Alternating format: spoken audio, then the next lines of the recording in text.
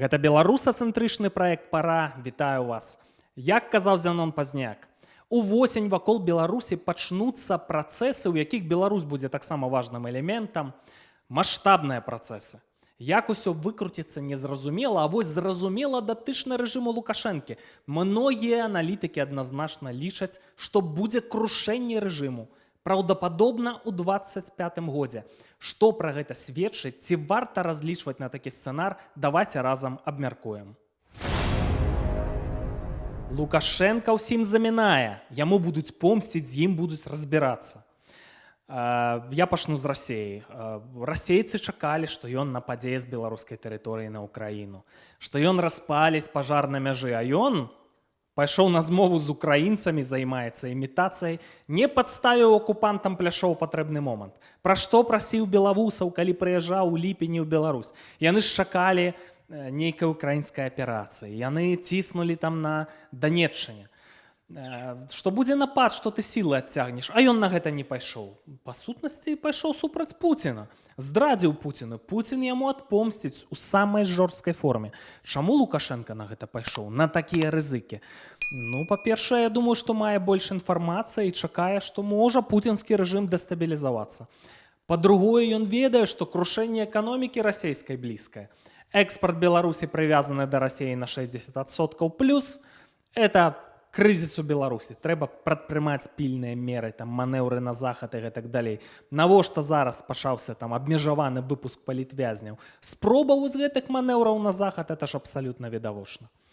Ну і ці возьмуцца расейцы за Лукашэнку, это, канешне ж, залежыць ад іхных поспехаў. На жаль, Пакроўская агламерацыя на Данеччыне, вельмі важная агламерацыя. Тарэцк, вот этой вышыні, калі яны туды заходзяць, збяруць, но это праблемы для Украіны. Там ужо што там далей? Там уже у нас Краматорск, Славянск, а калі ты і там праходзіш, то это выхад на аператыўныя прасторы. Дзяржаўнасць Украіна можа страціць, не дай бог. Можа стаць па плошчы Украіна, як Беларусь сённяшняя. Вялікія праблемы, таму вот эта курская аперацыя Украіны, не ведаю, якія там стратэгічныя мэты, ці будзе аператыўны поспех. Маю спадзеў, што украінцы нешта прыдумалі, нейкія ноу-хау, збяруць інтэлектуальныя рэсурсы проста ў кучу, нешта зробяць і змогуць дэстабілізаваць пуцінскі рэжым. Барацьба трывае. Ну, значыцца, давайце цяпер пра Украіну. Ці будуць украінцы? Ён жа ўжо ў змове Лукашенка з украінцамі, ці будуць яны Лукашэнку помсціць? Лукашенко ў інтэрв'ю Папову наўпрост кажа, пра што спадзяецца. Спадзяецца на тое, што Зеленскага не стане. Зменяцца эліты. Што прыйдуць на авансцэну зноўку людзі, вот называецца прозвішча Авакова, з якім у Лукашэнкі былі цудоўныя адносіны, экспарты, імпарты, бізнесы, ценявыя там і гэтак далей, што яны дамовяцца, што Авакаў-то помсціць не будзе. Але Лукашенко не ўлічвае грамадскае меркаванне украінцаў. Там спецыфіка такая. Гэта вельмі важны кампанент для Украіны. І украінцы ненавідзяць Лукашенко за напад у 22 годзе. Прапусціў акупантаў. 3 вобласці збіраўся кантраляваць. Это вялікая праблема. Яны адназначна будуць яму помсціць. Ёсць планы, марныя спадзевы для Лукашэнкі. Патавая будзе сітуацыя, ну але прынамсі не такая хуткая, як было бы вось напасці на Украіну. Тады бы ударылі па важных для эканомікі прадпрыемствах, пашлі бы цынкавыя труны з беларусамі, хуткая дэстабілізацыя. Ну вось з 2 золаў Лукашенко выбраў меншае зло, як кажуць, так? Трэці спадзеў захад. Яму ўдавалася дурыць захад да 20-го года абсалютна, паймець захада. Нават у 21-м экспартны цуд, там экспарт вырас шматразова. І вось спробы, да, манеўра адбываюцца зараз. Ну і палякі, паглядзеўшы на напад з тэрыторыі Беларусі, у іх жа быў спадзеў, што Беларусь буферная зона, там ад Расіі іх ратуе. Аказалася, вось напад на Украіну, побач з іхнымі межамі адносна. У страшным сне. Ядравая зброя ў Беларусі, страшны сон проста для Польшы. Гібридную правакацыю на мяжы, па сутнасці вайна. Палякі гэтага не даруюць. Там мяняецца ў Польшы канцэпцыя, там ужо, значыць, не Беларусь буферная зона, а Беларусь павінна быць дэмакратычная, прадказальная, і яна павінна быць такім ужо з моцным войскам, абарончым шчытом. А для гэтага трэба прыбраць ненадзейнага Лукашэнку. Это 100%. Адпомсціць яму. Таму як толькі будуць там мірныя перамовы, ведаю, што гэта пытанне ўжо лабіюецца, вырваць беларускі плацдарм з расійскай арбіты, прыбраць Лукашэнку.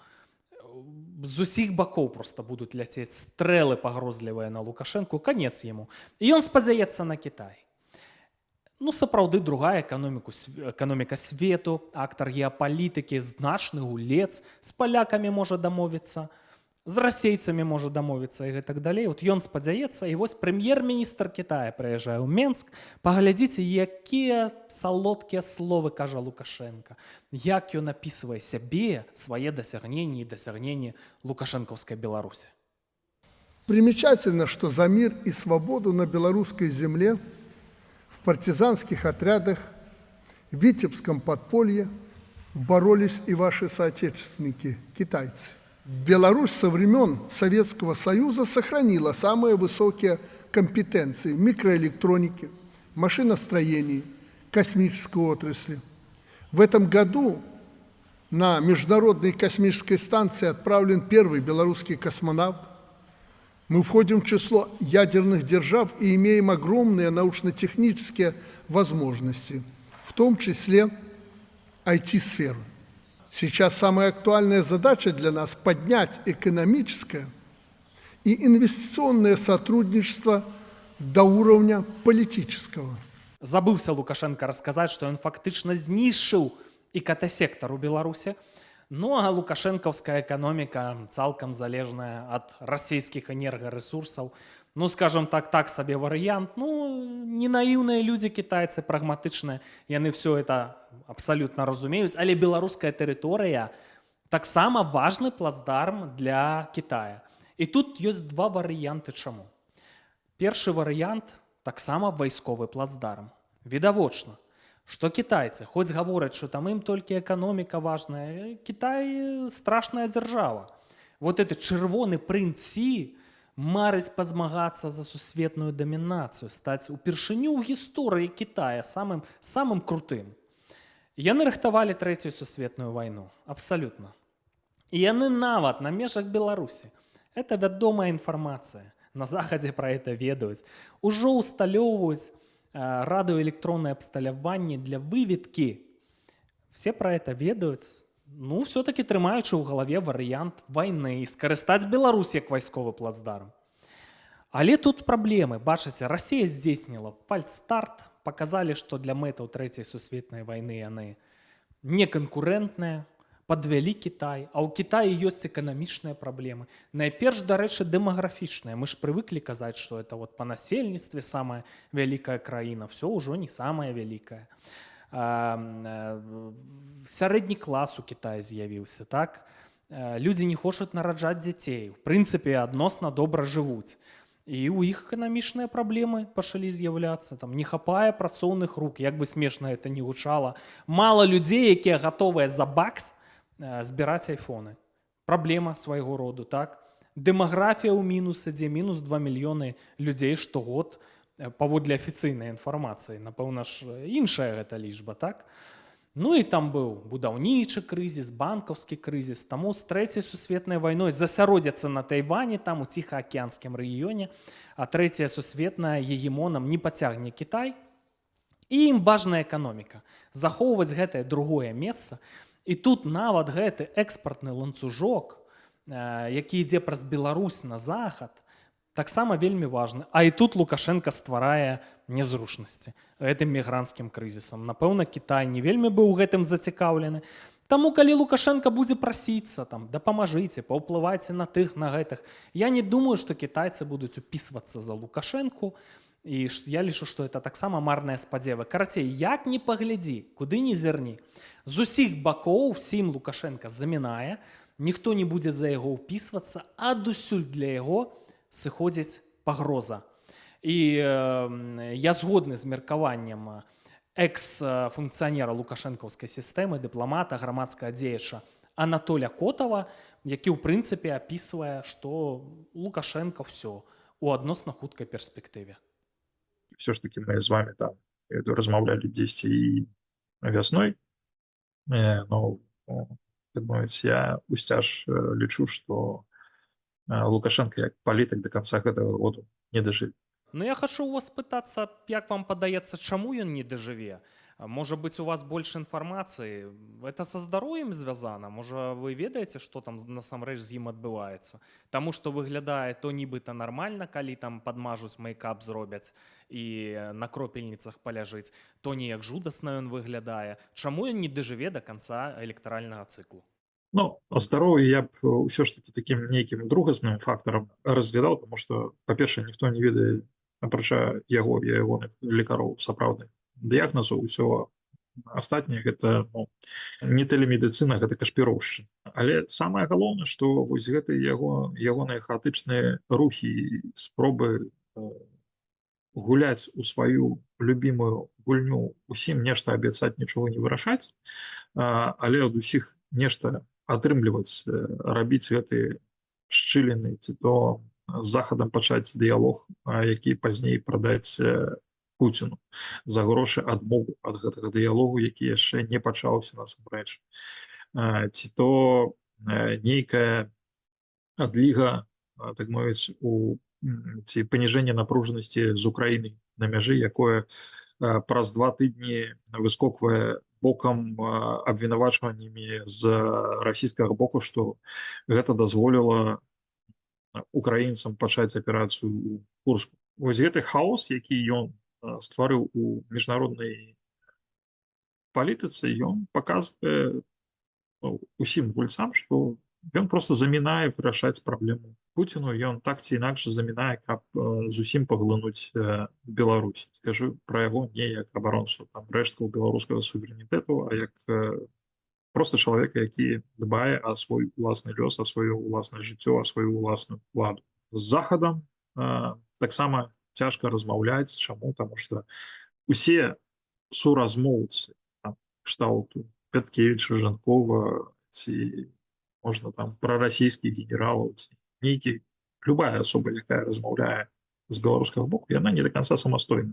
То бок, усе гэтыя дамоўленасці, яны могуць быць не выкананы. Нават калі размаўляюць з Лукашенком, таксама разумеюць, што гэта ўсё просто збольшага пра пагаварыць. Дамоўленасці могуць быць перапыненыя, працягнецца гандаль, ці ўвогуле ён пабяжыць у другі бок.